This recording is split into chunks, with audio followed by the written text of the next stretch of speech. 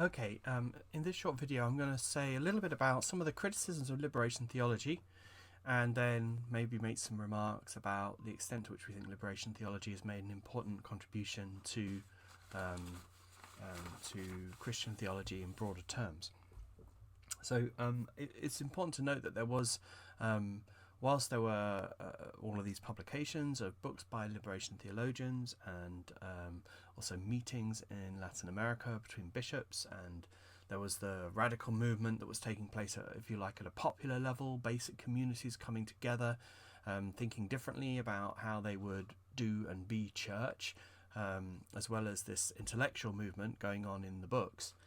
But there was also a response from the church, and the church was concerned about liberation theology. And so I'm going to just identify a few of the criticisms that came from the instruction on certain aspects of the theology and the theology of liberation by Cardinal Ratzinger. So this is a formal letter or a formal instruction that came out from the Congregation of the Doctrine of the Faith, the part of the church which really oversees the application of theology that is approved, and also will censor those theologians or parts of the church which are in breach of those teachings. So it's quite an important part of the magisterial authority of the church. Now, it was that instruction confirmed, it accepted the concept of liberation. That there was a concept of liberation that was part of the Christian theology, that was fine. So in other words, it was dependent on a Marxist analysis of the world, and that this was a real concern. Now, obviously, remember, in Latin America there's a battle going on between the West, the American-backed governments, and then the revolutionary movements which are supported by communist Cuba and communist the Soviet Union. But the worry was that sort of Marxism was kind of infecting Christianity. You know, it was actually kind of distorting Christianity, and this was a criticism that was levelled against liberation theologians. And of course, you know, what this tended to do is it tended to mean that the sort of Rome, the authority, was being linked to the oppression, a bit like the kind of European structures of oppression, and that was a problem. That was a problem that that Europe, Rome, the authority of the church, the authority was kind of linked with the oppressors. And another aspect of this criticism was that the concept of Jesus, the idea of Jesus, was kind of too human, kind of not enough divine.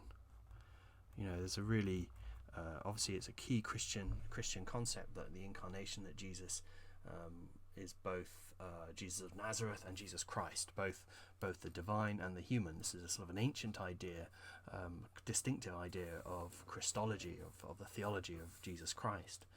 And the concern was that too much was being placed on the liberator Jesus and not enough on the Jesus that is Jesus the Christ. And there was a concern about violence, that actually, sort of revolution, could lead to violence.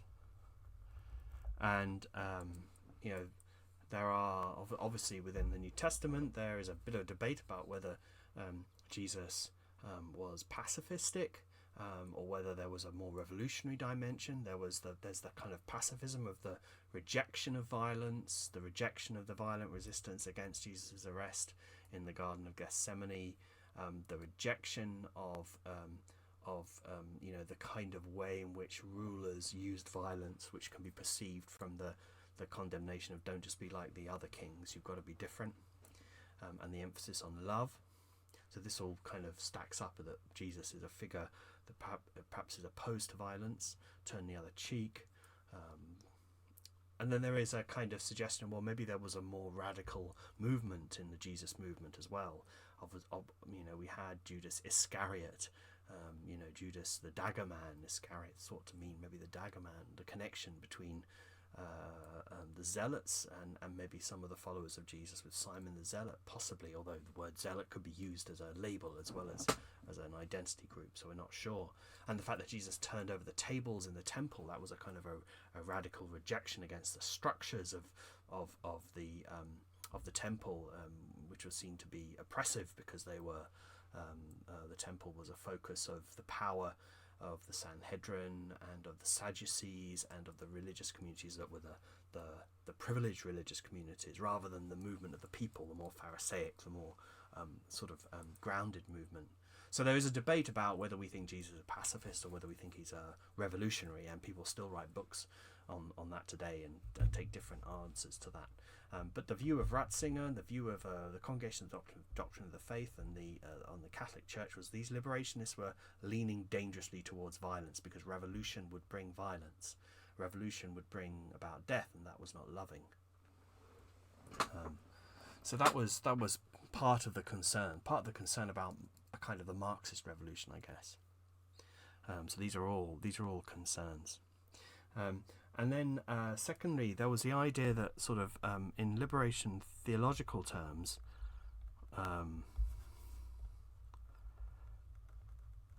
liberation was kind of too historical,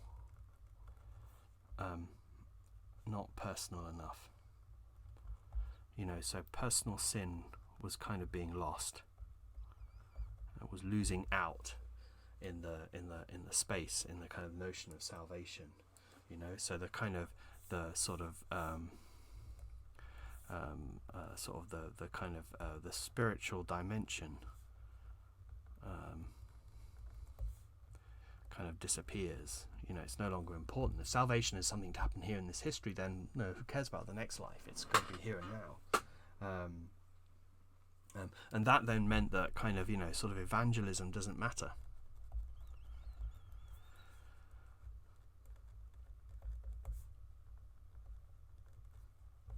Just revolution. So the whole point of conversion to Jesus, it doesn't matter, just start the revolution and worry about the Jesus stuff some other time, or maybe don't worry about it, it's not so important.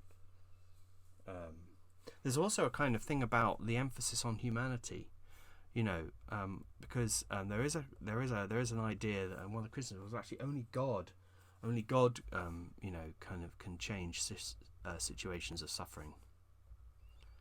Now, I don't know what we think about that. I mean, we might say, well, we are God's hands. We should be doing the good. But actually, there's some suffering that humans can't change. So what about that then? What's liberation theology's answer to that? There's some suffering that requires that only a spiritual change can affect. Humans, if it's almost like liberation theology is giving all of responsibility to humanity, but God acts in history. God is an intervener, so God can intervene spiritually in our suffering too.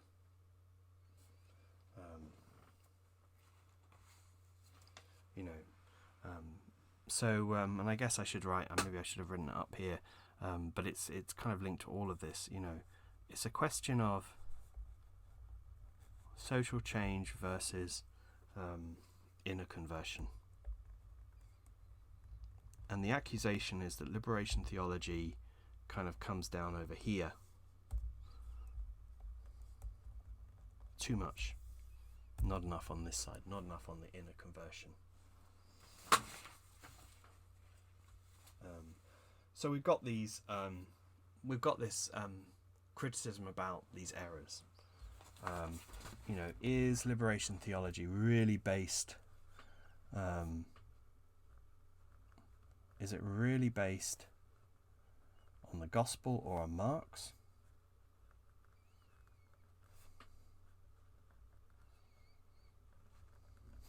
Is it a Christian theology?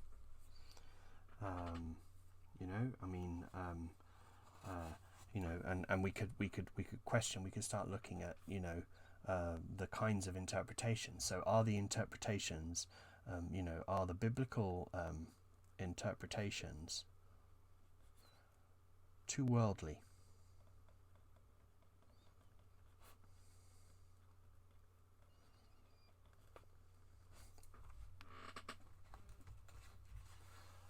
In some of the liberation theologies, Jesus' death is a political act. It's a political sort of act against this political revolutionary. Well, that seems to be a highly political telling of the crucifixion story. It seems out of kilter with perhaps the breadth of understanding around the death of Jesus. Yes, there's a political dimension. Pilate was involved, but the Sanhedrin were involved. But it's not just a political expression. So we can question that, the emphasis on a genuine reading or a broad and balanced reading of the gospel. And the second is around the question about the individual or society.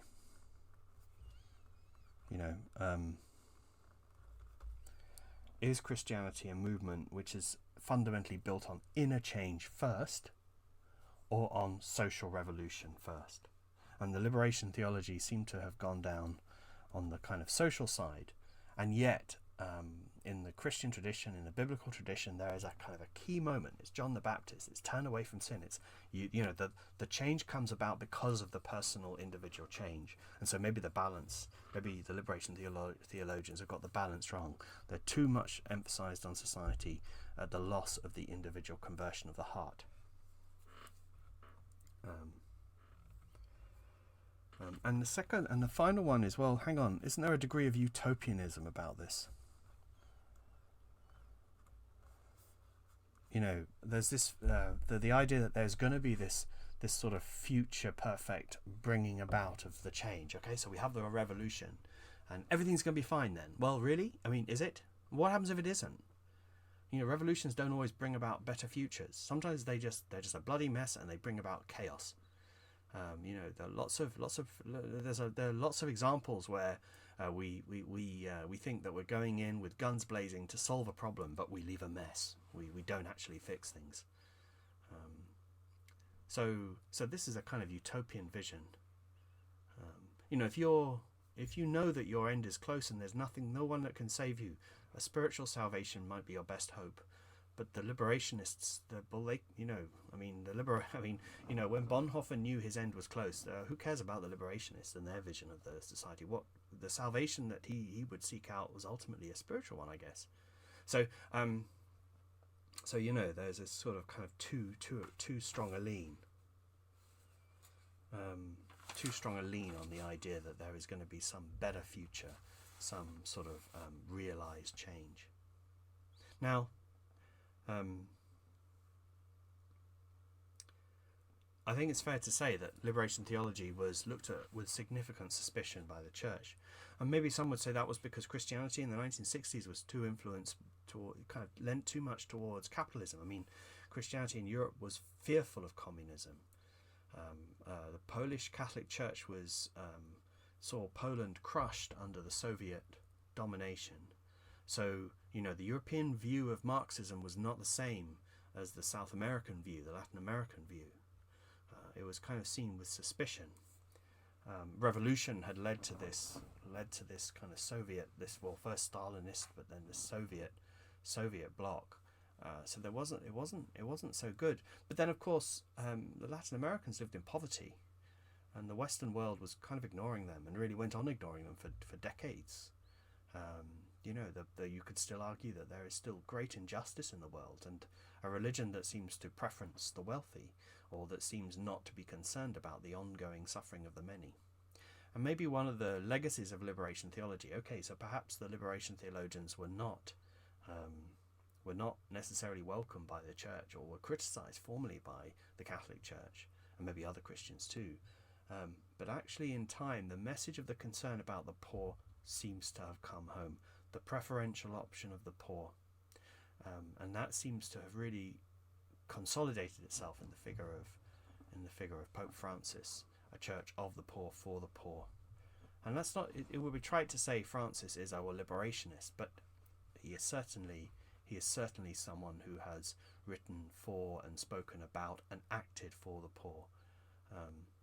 That seems to be fundamentally, perhaps Francis is the gift of liberation theology to the wider church, rather than necessarily the analysis of Gutierrez or any of the others.